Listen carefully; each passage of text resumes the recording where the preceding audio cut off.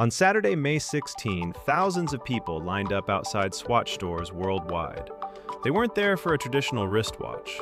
They were camping out for a $400 plastic pocket watch that doubles as a bag charm.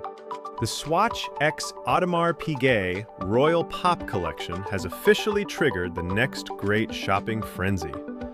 But how did a modular neon pocket watch convince the internet to lose its mind? It wasn't luck, it was a masterclass in consumer psychology.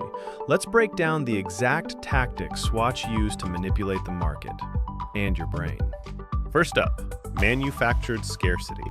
If you read the fine print, Swatch openly states that the Royal Pop is not a limited edition. It will eventually be restocked online. But human psychology doesn't care about the fine print. It cares about the now. By restricting the day one launch strictly to select physical flagship stores on a specific Saturday morning, Swatch created artificial scarcity. When you force buyers into a high-stakes, time-sensitive physical space, you trigger immediate FOMO, fear of missing out. The brain interprets hard to get as highly valuable, forcing consumers to buy first and ask questions later. But why this specific design? That brings us to cognitive anchoring.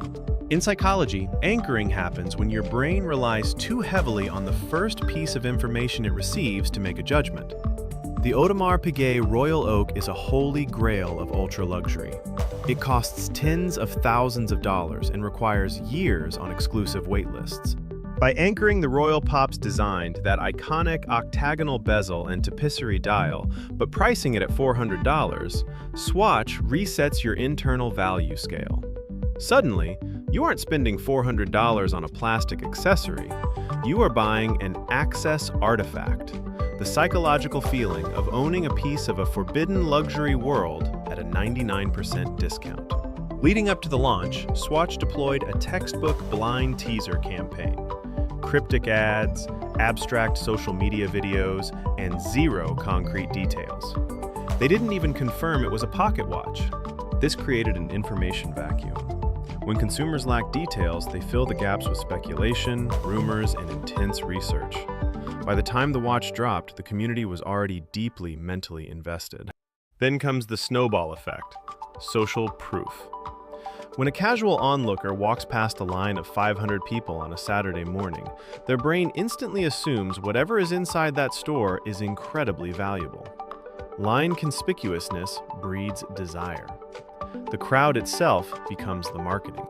Finally, Swatch gamified the entire experience. They launched 8 distinct pop art colorways simultaneously, a nod to the 8 sides of the iconic bezel.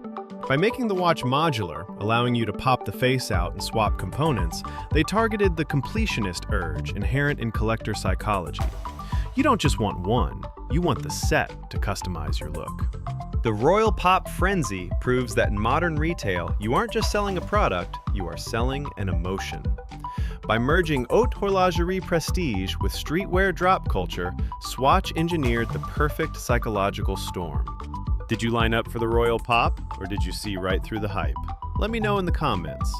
Don't forget to like and subscribe for more deep dives into the psychology behind the brands you buy.